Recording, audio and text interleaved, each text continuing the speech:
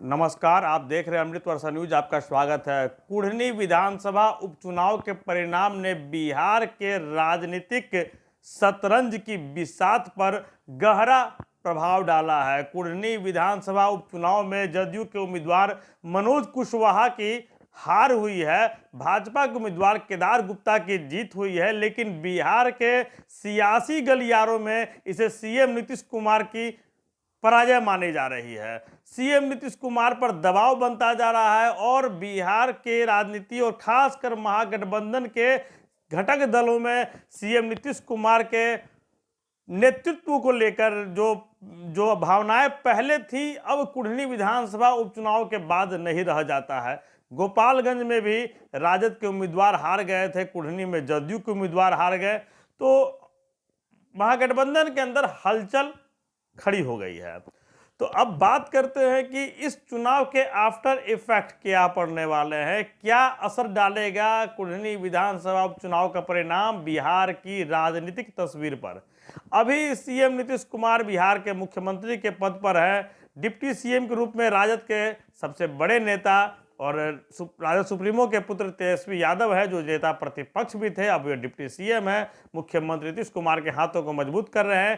कांग्रेस भी सरकार में शामिल है। कांग्रेस के तरफ से 2 विधायकों को मंत्री बनाया गया है, मुरारी गौतम और आफाक आलम को। मतलब कि महागठबंधन में अभी मुख्यमंत्री नीतीश कुमार ही मुखिया है, लेकिन कुढ़नी विधानसभा उपचुनाव का परिणाम देखते हुए अब सीएम नीतीश कुमार को कहीं ना कहीं कुछ ऐसा करना होगा कि वे महागठबंधन के मुखिया आगे भी बरकरार रहें। सीएम नीतीश कुमार चमत्कार पे चमत्कार करने वाले राजनीतिज्ञ माने जाते हैं, माहिर राजनीतिज्ञ माने जाते हैं, तो निस्संदेह इस बात पर बल मिलता है कि महागठबंधन के मुखिया बने रहने के लिए, निर्बाध तरीके से बने रहने के लिए अब वे कुछ ना कुछ बड़ा स्टेप उठाएंगे कि उनकी स्वीकार्यता और उनकी अनिवार्यता दोनों बरकरार रहे।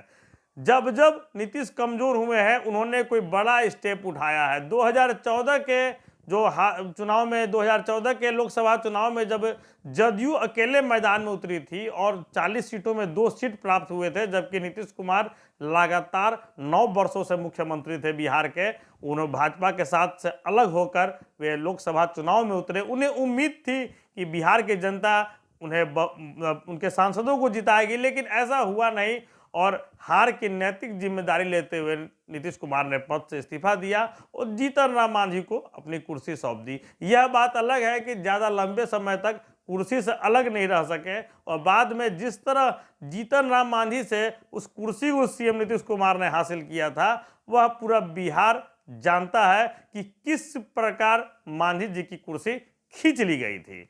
तो अब बात करते हैं 2022 के एकमात्र कुढ़नी विधानसभा उपचुनाव का। तो कुढ़नी विधानसभा उपचुनाव में ऐसी क्या खास बात है कि यहां के चुनाव परिणाम का असर मुख्यमंत्री की कुर्सी तक पड़ता हुआ दिखाई दे रहा है। दरअसल यहां सीएम नीतीश कुमार आरजेडी के सीटिंग सीट, वहां से अनिल सहनी एमएलए थे आरजेडी के, उन्हें एलटीसी घोटाले के एक मामले में सजा हो गई, उनकी सदस्यता कानूनन समाप्त कर दी गई। वहां उपचुनाव हुए और जदयू ने वह सीटिंग सीट जो आरजेडी की थी वह जदयू ने ले लिया। मनोज कुशवाहा को उतारा, दांव सही नहीं पड़ा, उनके उम्मीदवार की हार हो गई। तो अब महागठबंधन में जदयू के विधायकों से लगभग 2 गुने विधायक है आपके राजद के पास। तो ऐसी स्थिति में एक तो राजद पहले से नीतीश कुमार का पुरजोर विरोध करता रहा। देश को भाजपा से बचाने के लिए, सांप्रदायिकता से बचाने के लिए जब नीतीश कुमार ने अगस्त 2022 में हाथ बढ़ाया तो तेजस्वी यादव ने हाथ जोड़कर स्वीकार किया, उनसे अपना आशीर्वाद लिया, उनके मंत्रिमंडल में शामिल हो गए। जो भी शर्तें, जो भी समझौते हुए होंगी वो सामने नहीं आया। बस दोनों दल जदयू और राजद ने कहा कि देश को सांप्रदायिकता और भाजपा से बचाने के लिए हम साथ आ रहे हैं। लेकिन अब इस उपचुनाव के बाद राजद के नेताओं को लगने लगा है कि सीएम नीतीश कुमार का वोट बैंक समाप्त हो गया और इसी कारण गोपालगंज का चुनाव भी राजद को हारना पड़ा। मोकामा की बात अलग है, वह अनंत सिंह, वहां लंबे समय से अनंत सिंह का परिवार जीतते रहे हैं। दिलीप सिंह 1990 से 2000 तक जीतते रहे। 2000 में बस एक बार सूरजभान सिंह अनंत सिंह की फैमिली पर भारी पड़े और वहां दिलीप सिंह को उन्होंने परास्त किया। उसके बाद 2005 से लेकर अभी तक अनंत सिंह ही जीतते रहे, तो वहां उनकी पत्नी नीलम सिंह का जीतना कोई बहुत चौंकाने वाली बात नहीं थी। पार्टी जो भी वह निर्दलीय भी जीत चुके हैं, जदयू से भी जीत चुके हैं और अब राजद से जीत गए, वो अलग चीज है। कुढ़नी विधानसभा उपचुनाव के परिणाम को देखते हुए जो जदयू के सोर्सेज हैं और सीएम नीतीश कुमार के करीब रहने वाले लोगों के हवाले से कुछ खबरें सामने आ रही हैं, जिसमें किसी के नाम का खुलासा नहीं किया जा सकता है, लेकिन खबरें हैं कि सीएम नीतीश कुमार फिर इस्तीफे की पेशकश कर सकते हैं, लेकिन इस्तीफा इस बार नहीं देंगे, क्योंकि खतरा यह है कि कहीं इस्तीफा दिए और महागठबंधन ने तेजस्वी यादव को नेता चुनकर कुर्सी सौंप दी तो फिर सीएम नीतीश कुमार आगे क्या करेंगे।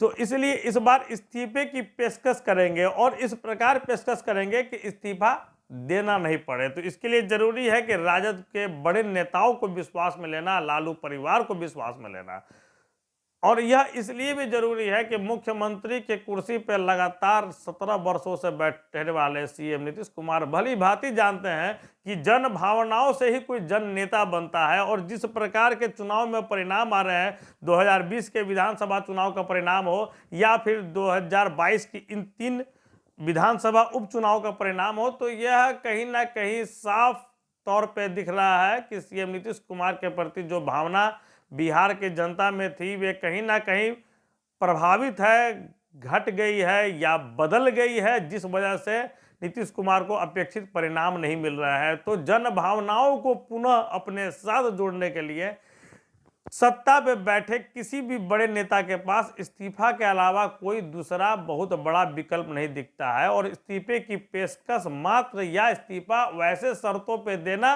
जो इस्तीफा स्वीकार नहीं हो सके और पद बरकरार रहे।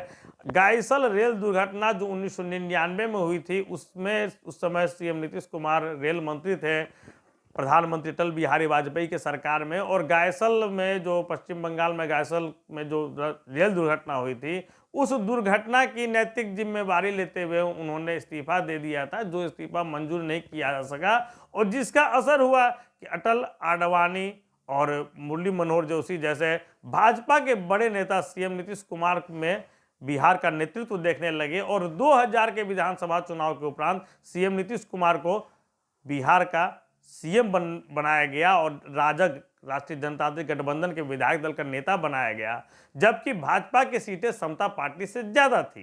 तो ये सीएम नीतीश कुमार भली भांति जानते हैं कि जन भावनाओं को अपने साथ जोड़े रखने के लिए और जनता के बीच में भावनाओं को संचरित करने के लिए समय समय पर कुछ नया करना आवश्यक है।